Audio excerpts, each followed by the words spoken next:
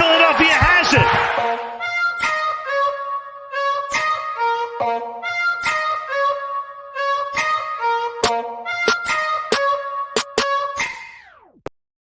What is going on, everybody? Welcome back to DSM Pregame Live, Sixers Clippers edition. If you guys are new to the channel, make sure you head on over to @DSM_media on Twitter. Hit that follow button. We greatly appreciate it. And while you're over on the channel, make sure you hit the link tree in our bio. It will take you to every social media platform we are available on. If you want to be interactive throughout tonight's show or check out any of the exclusive DSM Pregame Lives, they are exclusively on the DSM YouTube channel. So make sure you hit that subscribe button, turn on notifications, all that good stuff. I am one half of your host, Dylan Davis. You can find me on Twitter @DylanJD98.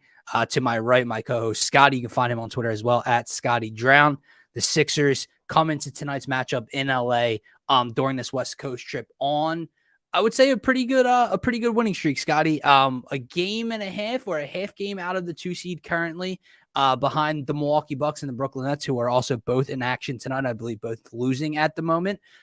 So before we get into tonight's matchup, keys to victory, goals of the game, best bets, all that good stuff, I want to kind of gloss over the recent play of the Sixers team and just get your thoughts on kind of how they've turned things around over the last couple of weeks, because early on in the season, you had a lot of up and down, a lot of inconsistent play, right? You had a lot of injuries.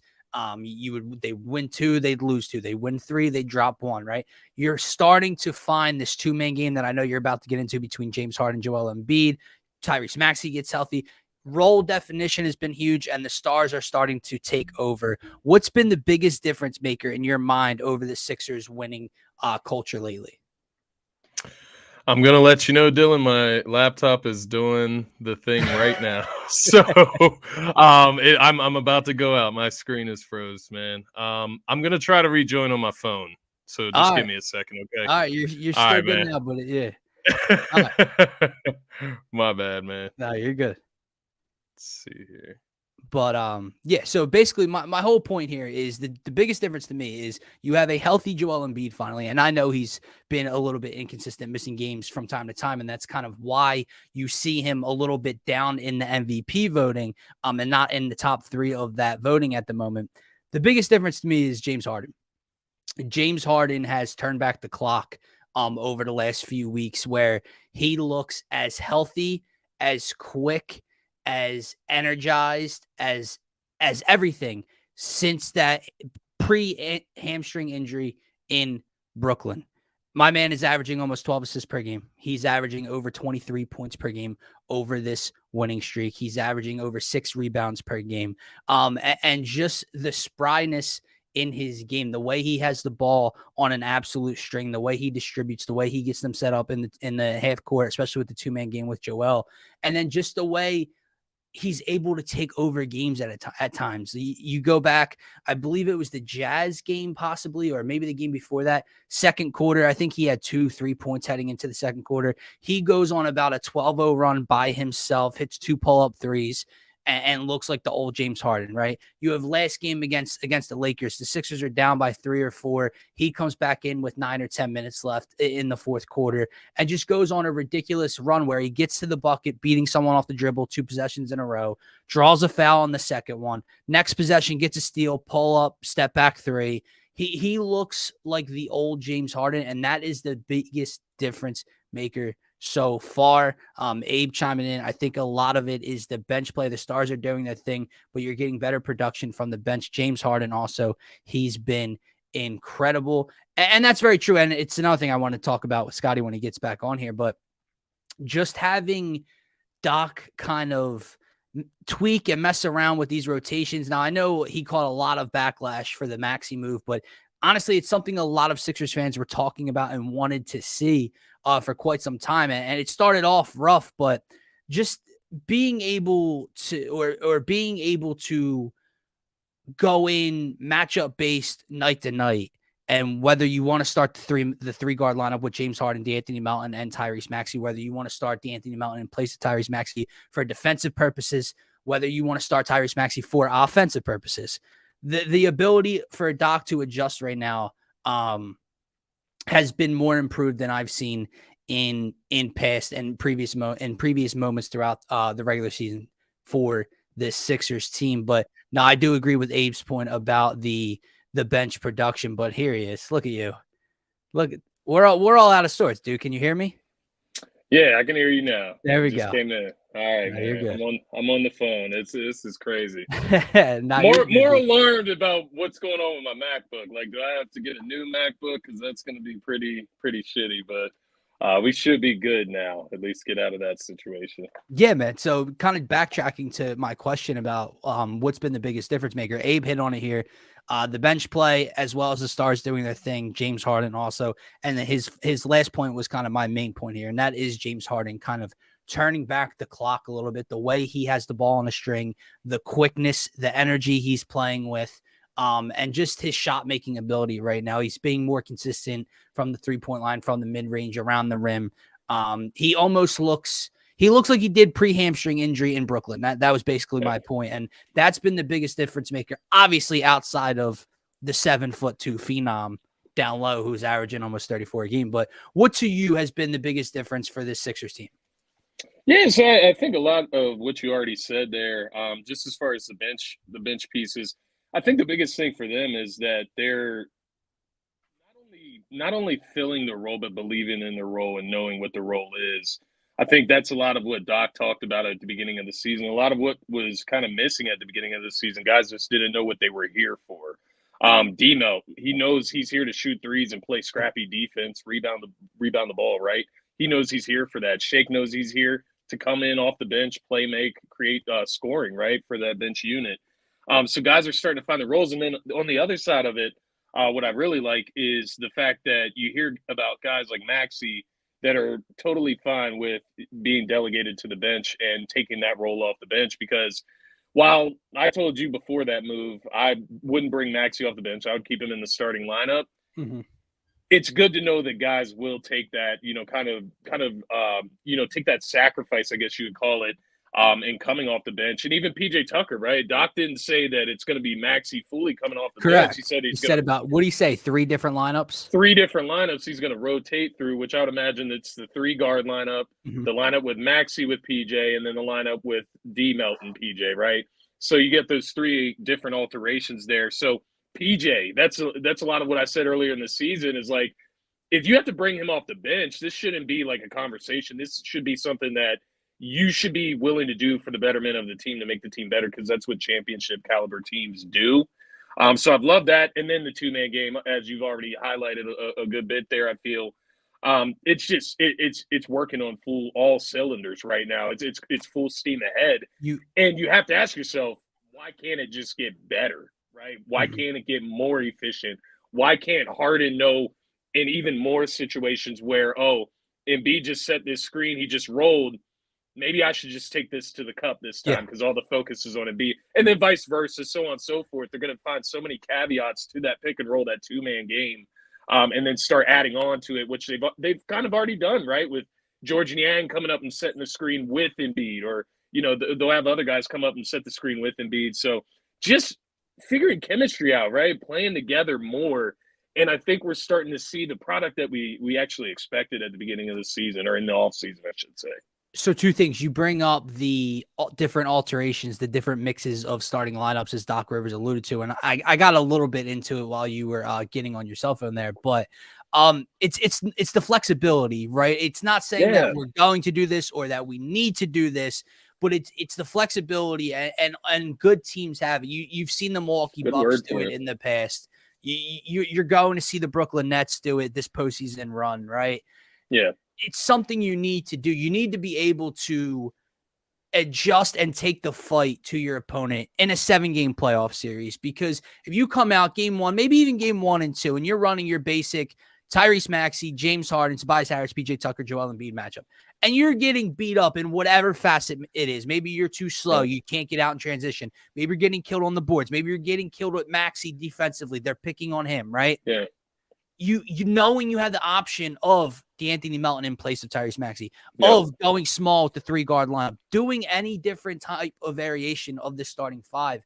It's nice to know that you have that option, and it's nice to know that guys like D'Anthony Melton and Shake Milton can step up and answer the call when they're called upon. Yeah. Secondly, the two-man game. It's the biggest difference on this team. And we talked about this probably, I'd say 2 to 3 weeks into the season when, the sky's falling. Why does it look so it looked hard, right? It shouldn't have been that hard. You're talking two top 10 players in the league, or maybe Harden's not top 10, Harden's top 12, whatever the case may be, top 15 players in the league. This should be easy. And finally, you're starting to see it, and you're seeing it with confidence, smoothness, and you're seeing it at the end of games. Go back to that the game winner, dude. Go back to the Lakers game, the bucket to put them ahead. Two-man game, pick and pop, pull up. That was never a thing. You go back just 2 short months ago. A go-to play, right? Like something to go to. You're going to either get the ball to Joel in the mid-range and he's trying to go to work in ISO, or James is going to work in ISO, right? You were never getting this two-man game. The trust between the two. James Harden, the confidence. I'm the best playmaker he's ever had. James Harden is the best guard, playmaker, ball handler, shoot, scorer, whatever. Any word, any adjective you have for James Harden. He is the best teammate Joel has ever played with, and that's why the two-man game looks so damn effective. And as Chili's saying here, it is unstoppable at the moment. It's unstoppable because they're going to find even more caveats and plays to play off of that two-man game as the season goes on. They're going to keep adapting, and that's what we love to hear, and that's what we love to see is that adaptability. And let's give some credit to Doc here, man. Let's give some credit to Doc just before we move on to this game tonight, because we're talking about adaptability. We're talking about versatility. We're talking about being open to change and being open to doing things multiple different ways. That is something that we have not seen from Doc this entire time that he's been here as head coach in Philadelphia. Correct. And maybe it's personnel. Maybe it's the fact that he has the guys to do that with now, right? Maybe that is what it is here when we're seeing how good things are going and the different things that he is willing to try. I mean, look at what he did with Montrezl Harrell and Paul Reed and how he's kind of played that out. He got a ton out of Montrezl Harrell whenever Embiid was out just for those few games. So I just love – it feels weird saying this, man. I love what Doc is doing right now. It feels fucking weird. No, I agree with you. And it's funny because he got some pushback from the first time he sat Maxey, where he put Maxey to the bench for D-Melt. And it started out a little rough. It did not look as crisp, but when you see them starting, when you see the defensive numbers drop astronomically with Maxey on the floor, and that's not to say this is a permanent thing, but when he missed that time and you see them play team defense and you see them, top 2, top 3 in defensive rating, Maxey comes back and then, that lineup has the 25th best defensive rating. That's a problem. So Doc, like you said, I agree. It feels weird to say. I don't know that I say it confidently yet, or that I even believe it's going to continue.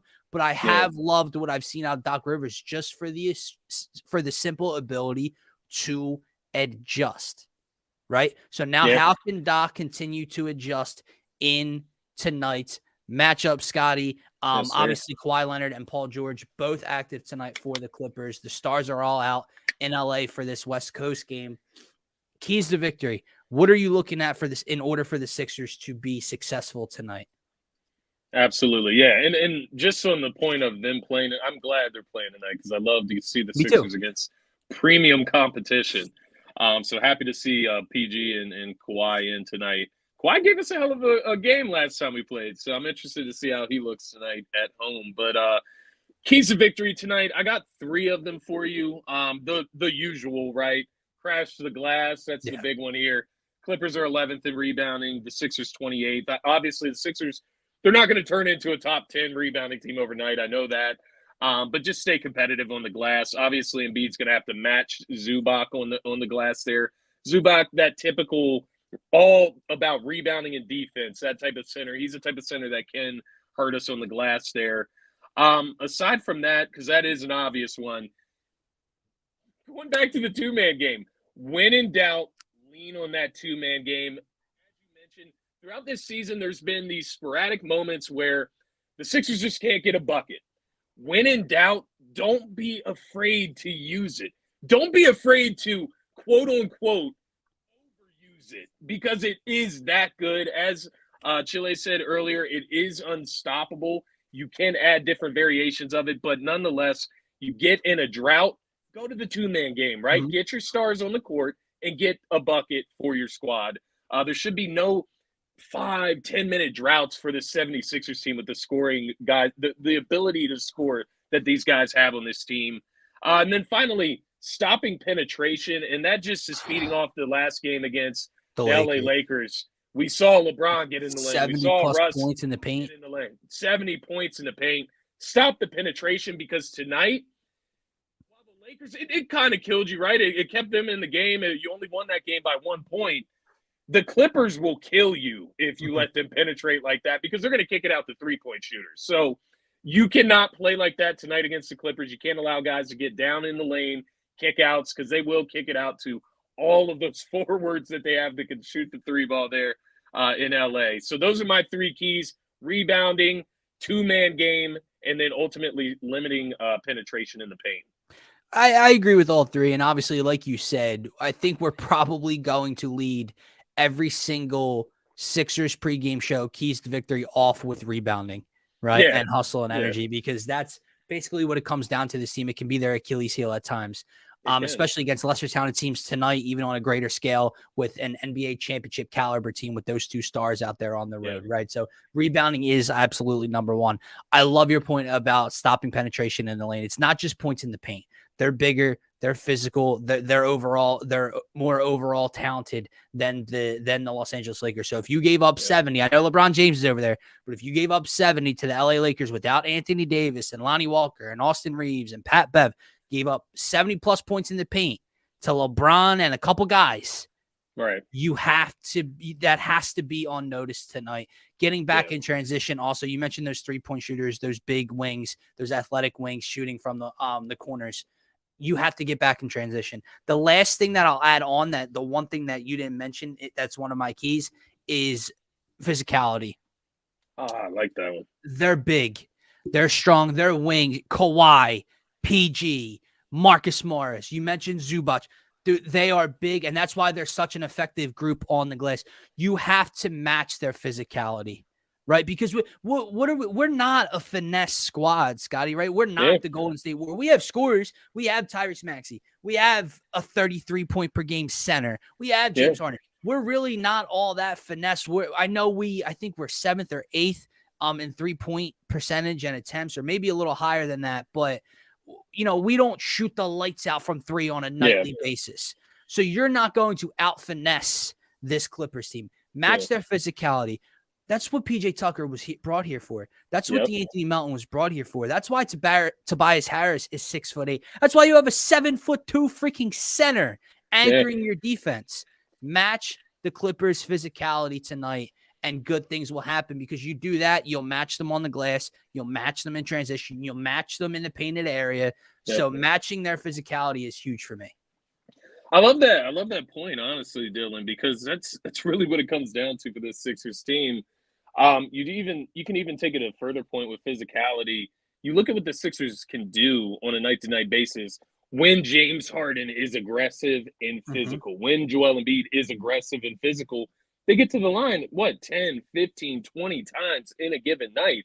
So that all comes from physicality. But then even taking that a step further, recognizing when you're not getting those calls on that given night, and when it is time to play even more physical and step that game up to an even higher level. Agreed. Don't want to see all the crying. Like, I'm done with the crying about calls. We don't need to focus on that anymore.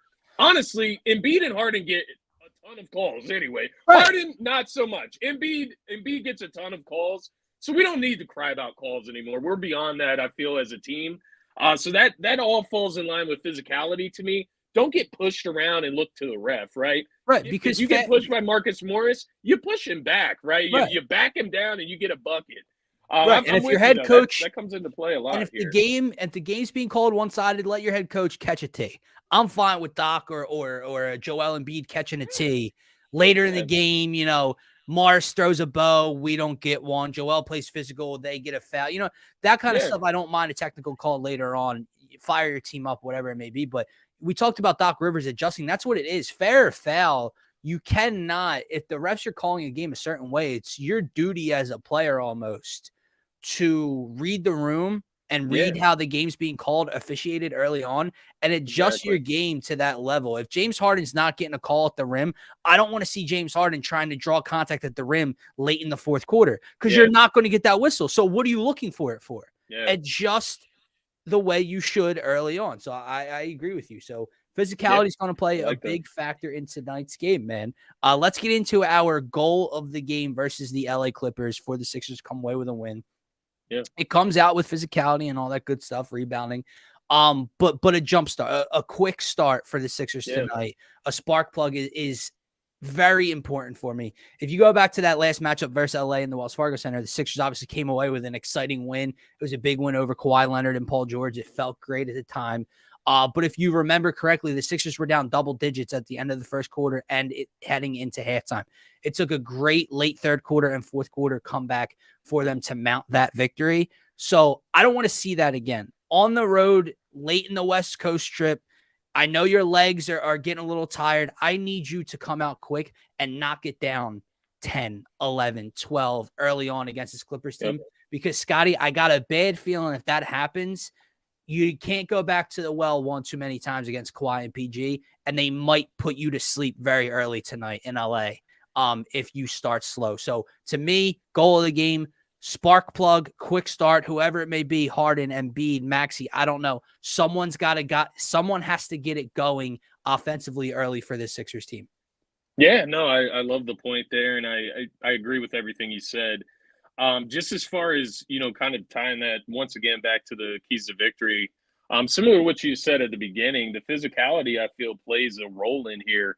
And I just think when you're thinking about the type of road trip the Sixers are on right now, right? This is what, the fourth game on this West Coast road trip. So you had the Jazz and the Lakers on a back-to-back.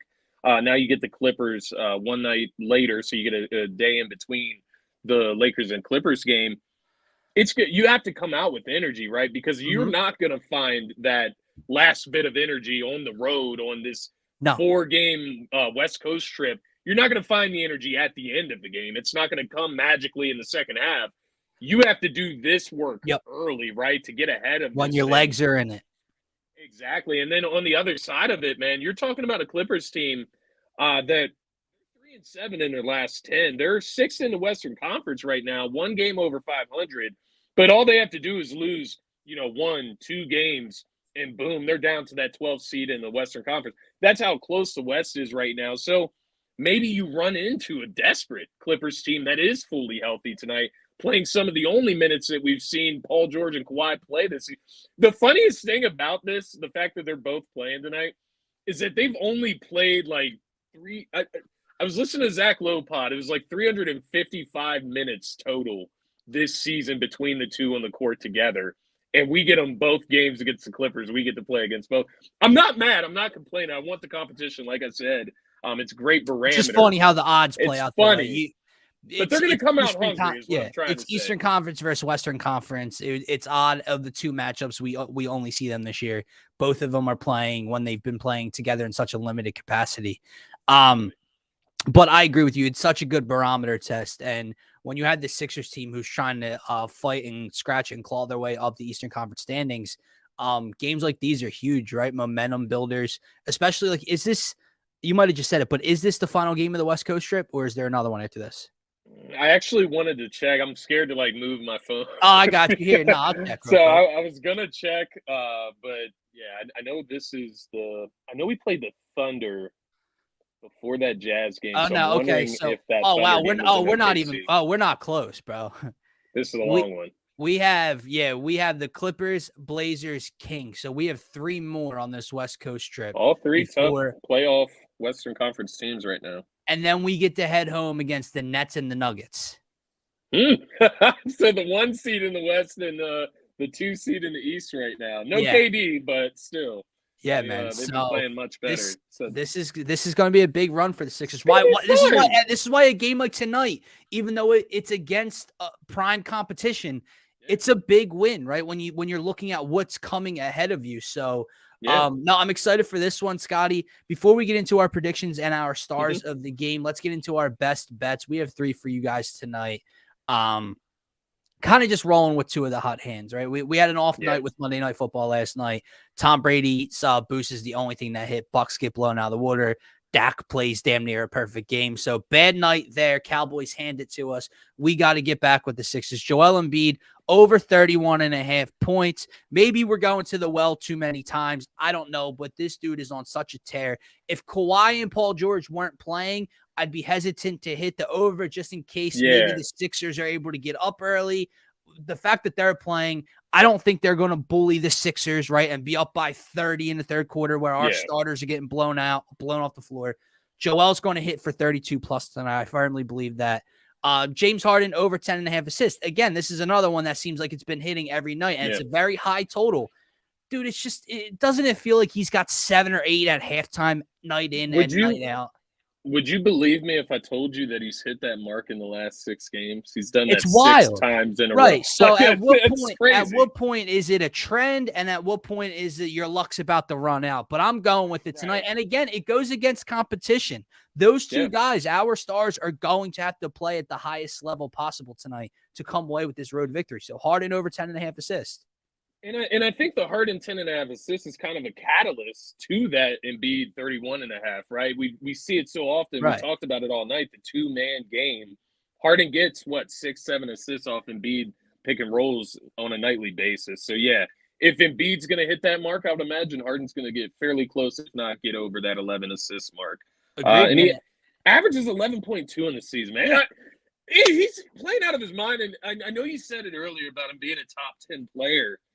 It's something that I'm going to look into. I'm going to look into it because I haven't looked into it. I don't think it's recognized at all, man. I don't think you're too far off with saying that, man. You think about it. He's leading the league in assists. He's averaging, 21, 22, 23 points per game. I would have to see the shooting percentages, but the assists, the rebounds are right around 6 or 7. So, yeah, it's hard to say that's not top 10 players, especially with the way he has Embiid playing beside him. Yeah. You got to give him a little bit of credit. To I love the fact that it's being overlooked. I love the fact that people that aren't paying attention to the 76ers still talk on their shows and on their podcasts about how James Harden might be washed and he's not the same guy. Scotty, he's playing maybe at a higher level. He's playing at a higher level than he was in Brooklyn pre-hamstring injury. Like when he was first acquired from Houston, when that was the biggest blockbuster move, we didn't get him. He goes to Brooklyn with KD and Kyrie to try to win a championship. What was he averaging there? 22 and 10? Yeah. He's averaged 23 and 11 and 6.5 here. So, and I mean, you texted me the other night and you said Harden is so good. Like, and that is really what it is. Like 24 points, 13 assists, 7 rebounds against the Lakers. He was 4 for 7 from the 3-point line. So he's efficient. I mean, you can't ask for more. That's a masterclass. So yeah, smashing the Harden and Embiid overs and assists and points, man. It's a nightly thing here. And then finally, we hit on this one a couple weeks back. We're coming back to it. Tobias Harris over 1.5 made threes. Joel and James can only do so much to play their parts in this victory tonight. A guy like Tobias Harris, former team, right? Former home court with Doc Rivers. You look for him to kind of step up and answer the call as this veteran, as this leader on the Sixers team. His 3-point numbers obviously have gone down a little bit, but I loved what I saw in the second half from Tobias against the Lakers. Started off extremely slow. He had 2, 4, 5 points maybe in the first half against Lakers. People were tweeting out, ripping him. He hasn't had a good game in 2 weeks. All of a sudden, he goes on a 12-point streak by himself almost, it feels like. And he was a big reason the Sixers came away with that win. So Tobias, 2+ threes made tonight in this one. And I think that one is kind of, with the first two, you're going with the trends, and that one you're kind of going away from the trend, right?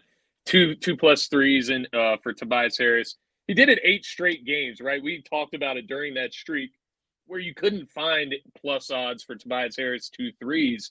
It finally gets to that plus. I believe it was plus 105 the last time I looked at it. So honestly, it's just a value thing there with the Tobias Harris threes. You can't beat plus money for that if he only has to make 2 against his old team.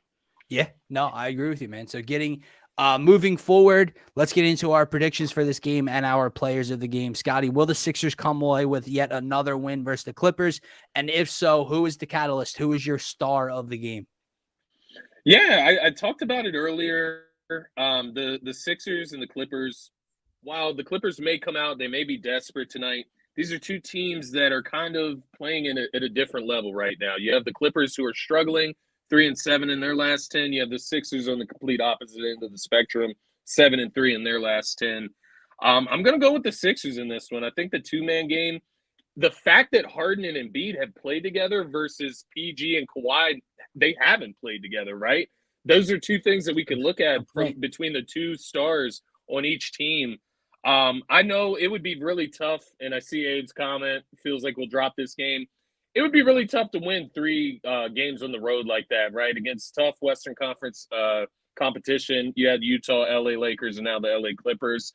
I just think if this Sixers team is different from what we have seen in the past, if they are different as far as mentality, they're different as far as the way they come out and approach the game every night, they should come out and win this game against an inconsistent, at best, LA Clippers team. It's a deep LA Clippers team. It's a team that can get hot on a given night, but you're talking about a team that is 29th in scoring in the NBA this season. I get it. Once again, Kawhi, PG, they have not played a lot of the games. They haven't played a lot together. But that's part of the reason I'm going against Clippers tonight, because I think that synergy between Embiid and Harden, they got it grooving so well right now. It'll go through rough patches, I'm sure, but right now they're in such a good groove that I just don't see how the Clippers are going to stop that tonight. And I think Embiid should be able to have his way. X factor of the game, I'll go the other guy in the two-man game. I'm going with James Harden. Like you said the other night, so good. And I feel like on these type of nights where, like Abe said, feels like we'll drop this game, and I feel like part of that feeling comes from the Sixers being on the road. Right. Sixers maybe lacking energy tonight. I feel like in those games this season, we've seen Harden kind of step up to the plate in most of those situations and bring that energy. Maybe he'll give you 10 straight points in the third quarter or 10 straight points in the second quarter to kind of keep you in this game, or maybe spread the lead out. I think James Harden's going to be the catalyst tonight, just like he was in that Lakers game, 20-plus points, 10-plus assists. And ultimately, that's going to be my X factor, my player of the game tonight. All right, man. Listen, I came on here not with a negative mindset, but just kind of the sentiment that Abe laid out, where it just feels like a loss, right? Feels like one, right?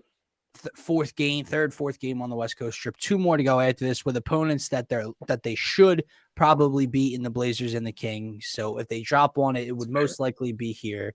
But you psyched me up a little bit, and I'm tending to agree with you just for the fact this 2-man game, there is none better. Show me a 2-man game better. Show me 2 stars playing at such a high level together more effectively and better and more talented than this James Harden and Joel Embiid pairing. I'm going to go with the Sixers win tonight in an extremely close game. I think Joel gets his over. I love your point about James. I think he has been on an absolute tear. I don't think that stops tonight.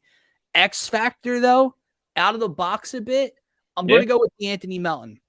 I like that. And I say that because of the physicality, because of the grit, because of the toughness. And he had a really bad offensive game last outing against the Lakers. He was like 0 for 4 from 3. I don't even know if he scored 0 points. No, 0 points. I don't expect him to start tonight. I think Doc brings him off the bench, but I think that energizes him a bit. I think he has fresh legs off the bench. I think he gets going. Not a ridiculous game, but D'Anthony Melton, maybe 12-ish points in that area, 3-4 threes knocked down.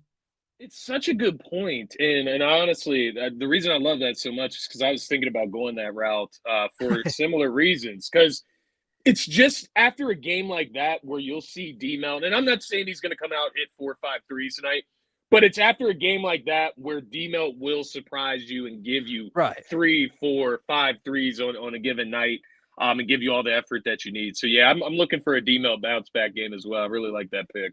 Love it, man. So, yes, sir. I got D'Anthony Melton. Scotty's got James Harden.